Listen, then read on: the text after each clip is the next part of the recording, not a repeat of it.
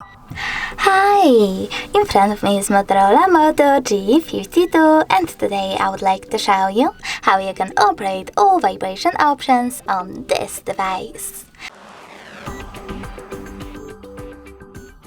First of all, you need to access Settings, scroll down just a bit and click on Sound and Vibration. Now scroll down again and tap on Vibrate for Calls. Over here, select one of those options for your incoming calls by clicking on the best one for you. Never vibrate, always vibrate, or vibrate first, then ring gradually. I will go with always vibrate, so I have to click on it and go back. Now scroll down and click on Shortcut to prevent ringing. Enable this option by clicking on this switcher over here, and if you wish to set up vibrate, just tap on it.